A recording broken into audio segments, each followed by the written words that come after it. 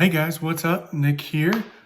Just got some exciting news. We got a new proposal that has been proposed in the House from the Democrats, but this is from the leadership. This is from Pelosi and the leadership of the Democrats. And this bill, I think, has the best chance of passing compared to the other ones that I was talking about before. I think this one really has the most teeth. I also think a lot of it has been pre-negotiated. There's been talks behind closed doors. And even looking at the bill, it looks very bipartisan. And I think this has a good shot of getting passed. Now, it is an 1,800-page bill. So I apologize if I missed some stuff or I leave some stuff out, but I just wanted to give you all kind of the highlights of what this bill is going to include and how it's going to affect you personally.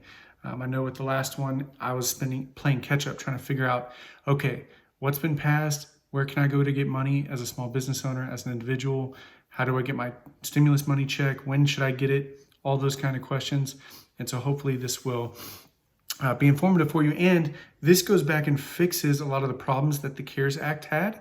And so I'm going to be talking about that as well. But it's pretty exciting. So it's a $3 trillion package.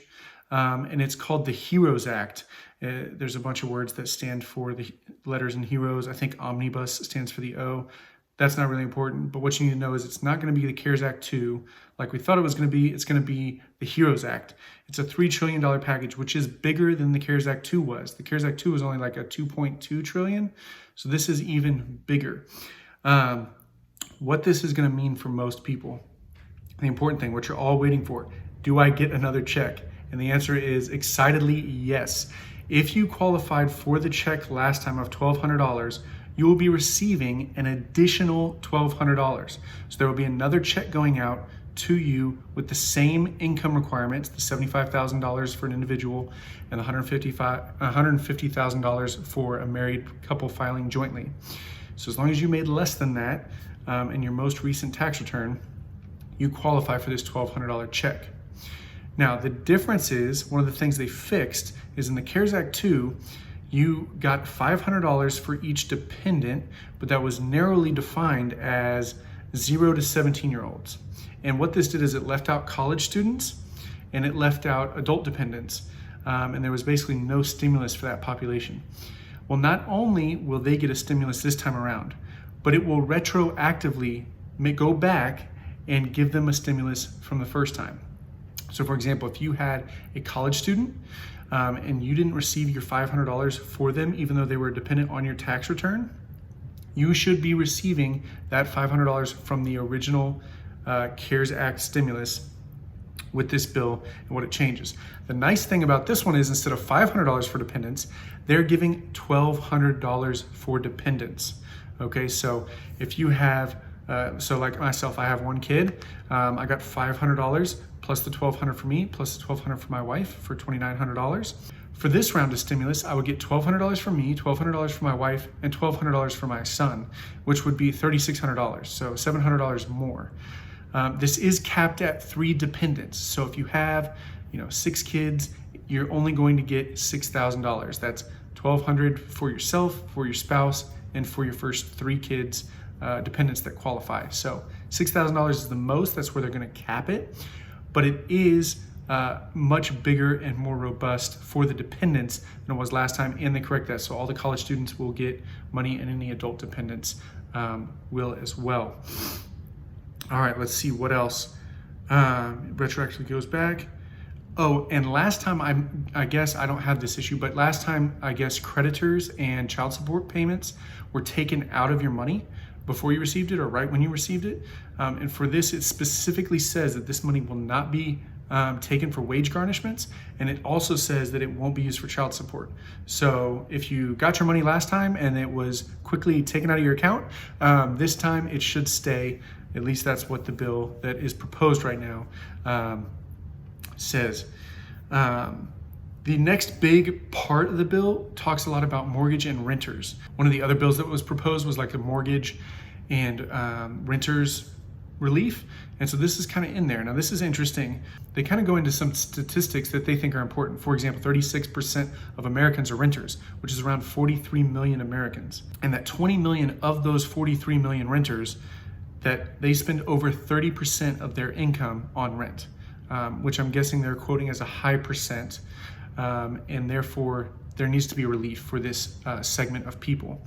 So there's a ban on evictions that continues for 12 months after this bill is passed.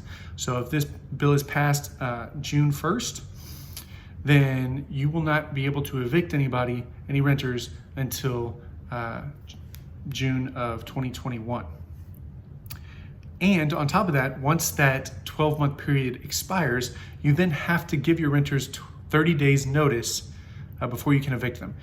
That's also part of this bill. So basically it's 13 months of no evictions, and you can charge no late fees.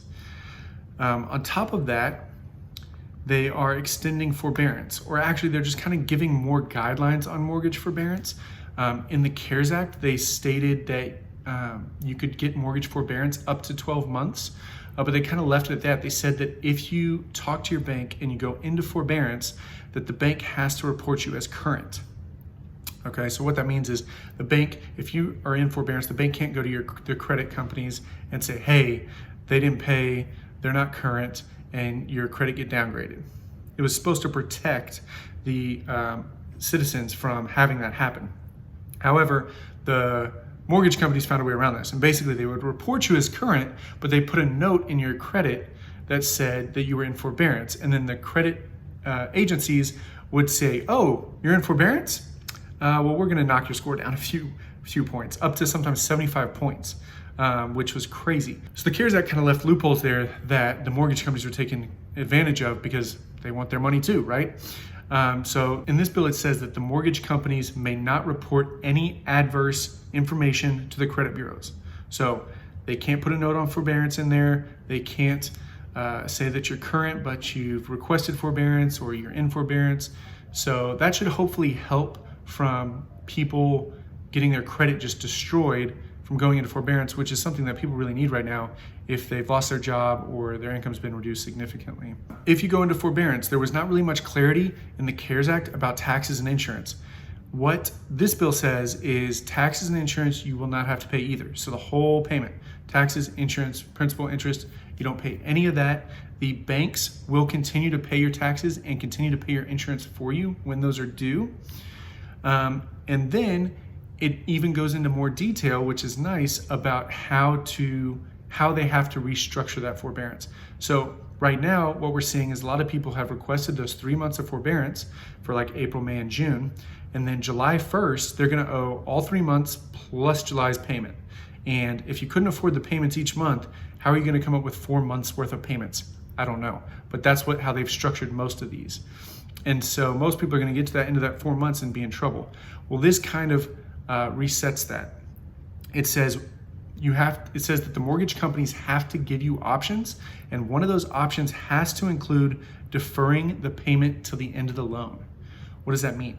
Basically, you take the months that you're in forbearance of payments and you tack them onto the end. So if you take a year of forbearance and you have 19 years left on your mortgage, you add a year to it, now you have 20 years left on your mortgage. They also said at the end of this term, your payment should not go up at all from where it was originally. Basically, like we were saying with the deferred payments, that if they want to try to force you not to do that, they have to give it to you as an option in the bill, but if they're trying to force you not to do that, they can't do anything that's gonna raise your monthly payment if you can't afford it. Now, if you don't wanna pay that extra year and you wanna pay a little bit every month to kind of catch up, those are options that will be available, and I'm sure the banks would love for you to take that. But they're just saying you have to have deferment as one of the options. We're saying this to the mortgage companies, as one of the options that people have.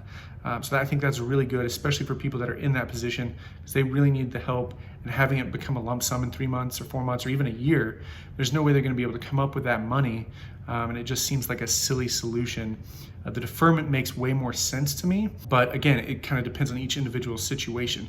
Now, if you are in forbearance, if you're like, hey, this is a great deal, I'm gonna have to pay no mortgages, I'm just gonna request forbearance, I wouldn't request it unless you need it. Basically, while you're in forbearance, you won't be able to get new loans, you won't be able to probably, I know for sure, buy houses, rental properties, or anything like that. Probably have a hard time buying a car, just because they don't want you to take advantage of this, obviously. So if you need it, use it, it's there, and now you're protected.